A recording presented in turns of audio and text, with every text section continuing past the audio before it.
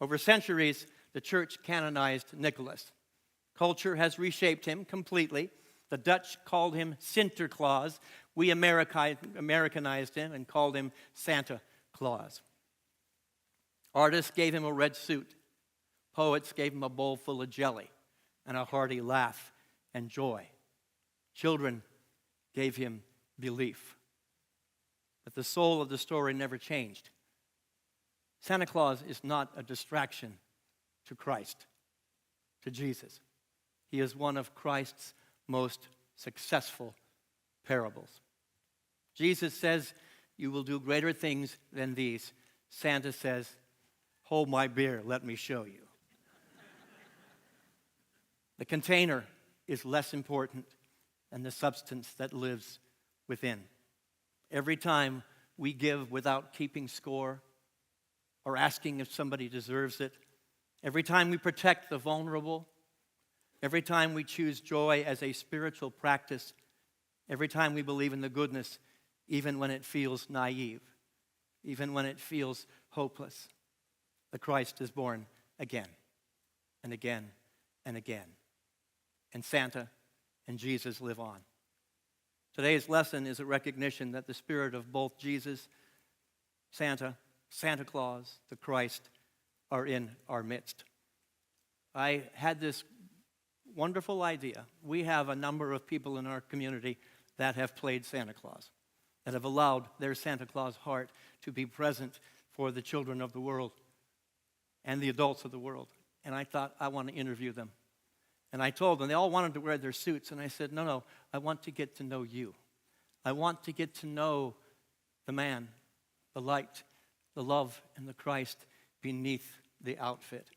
And so I'm going to invite, you probably wondered why this is not for Elijah. But I'd like to invite Glenn Johnson, Richard Croker, and Vic Yankaitis up to these seats as you welcome Santa Claus in the spirit of Santa Claus.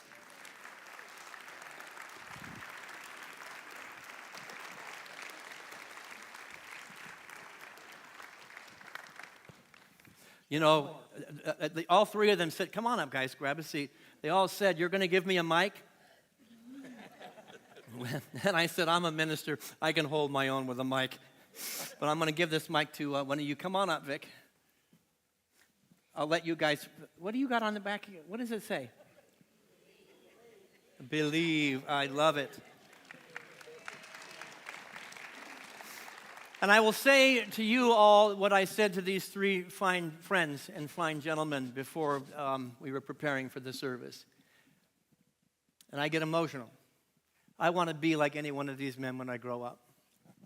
They demonstrate in and out of a suit, with or without a beard, with or without a pack on their back, everything that I just talked about, the kindness and the love. I'm going to ask them some questions, and I said, don't let a question stop you from going where you need to go. And they all said, oh, no problem there. So I'll let you decide who's going to go first. How did you first become Santa Claus, and what called you to it?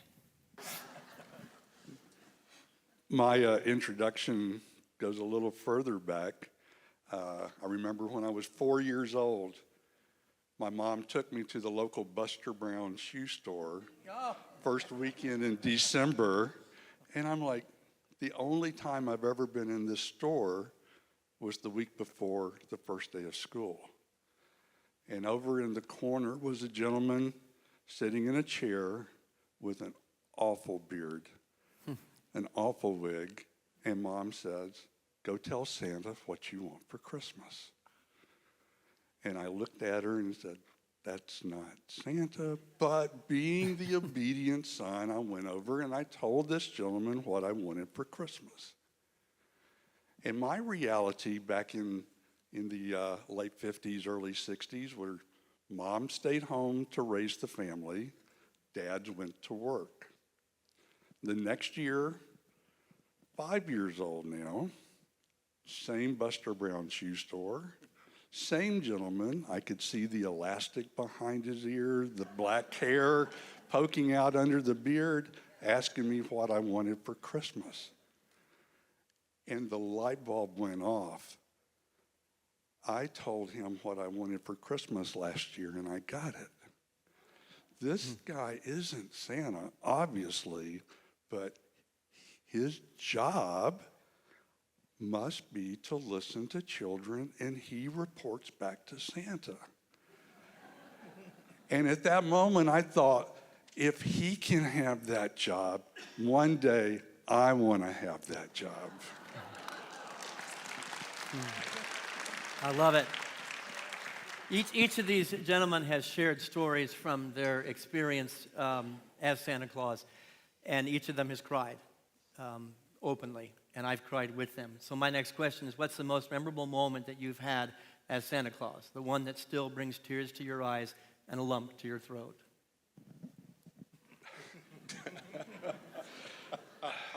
I need a minute.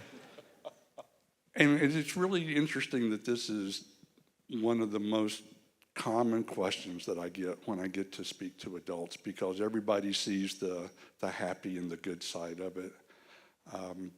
My goal was to be a mall Santa.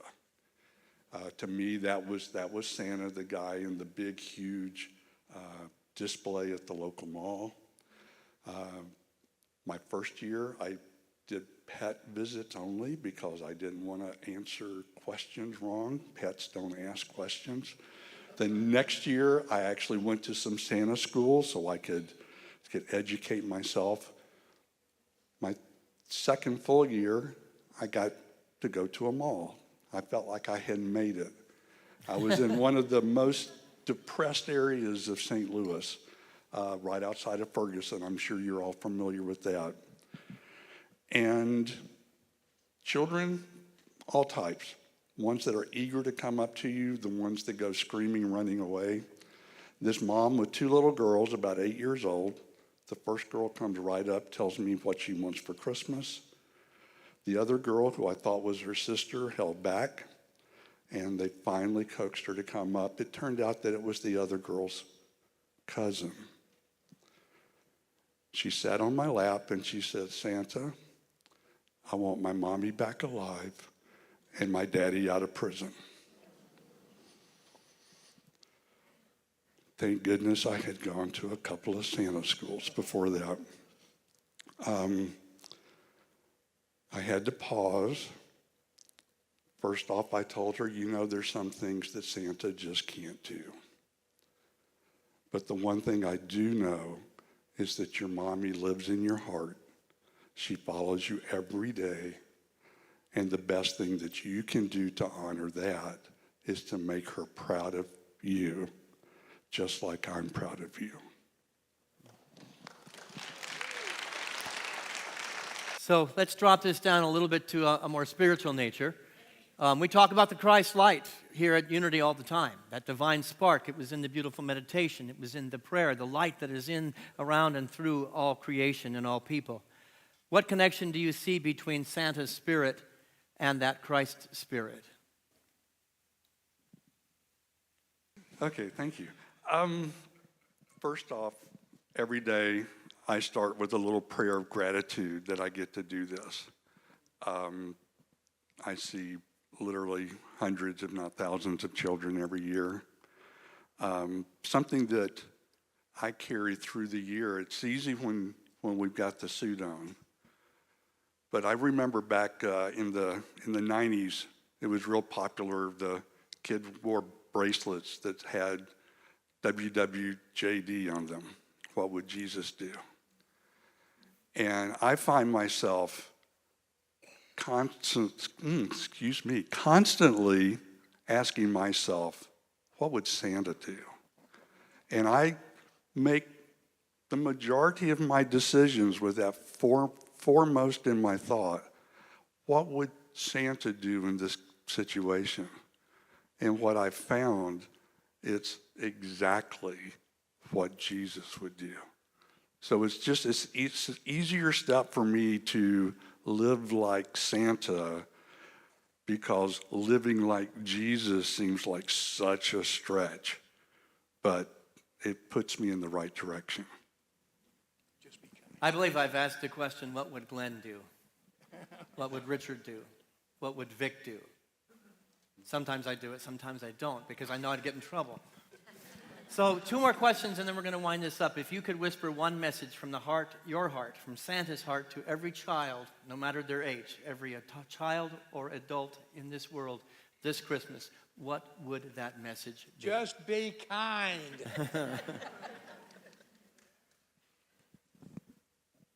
My message is you have to create your dream before you can realize it. It's not good enough just to hope for something. You have to visualize what it is you're hoping for. Sounds like the first Sunday of Advent. Sounds like Willy Wonka and the Chocolate Factory. I'm going to give you, we have just a little, one more question, and it's, be short. How might we, every one of us, this is a sermon, this is part of the sermon today, keep Santa's spirit alive beyond December as a daily spiritual practice of what we teach from this platform, what you teach every time a child's sitting on your lap? How might we keep that spirit alive? Just be kind.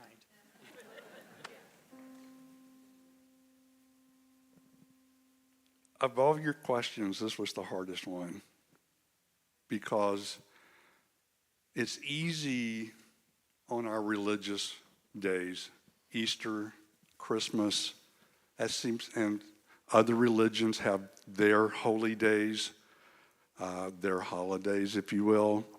It's very easy to forget the outside and come within.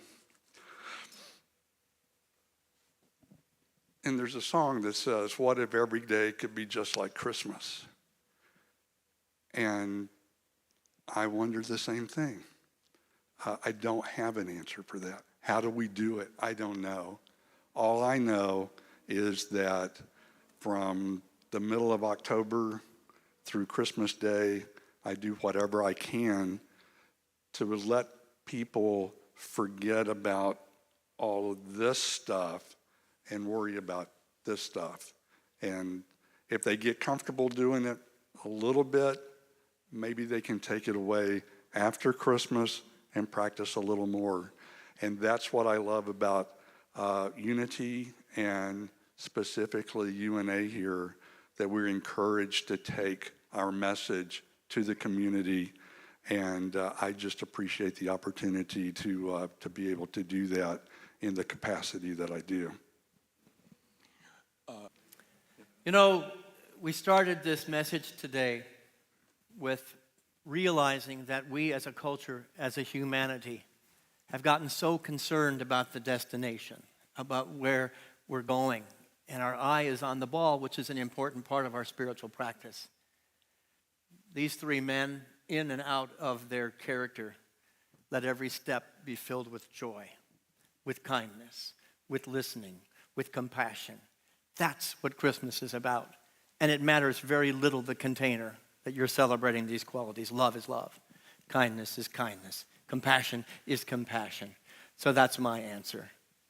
Let Christmas live in you. Let the divine ideas live in you on the 26th of December, on January 2nd, as much as they do on the 25th and the 1st.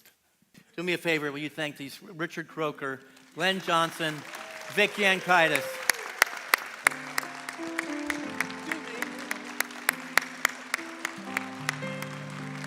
And we wouldn't be complete until they all at the same time gave us a hearty ho, ho, ho. 1, 2, 3. Ho, ho, ho!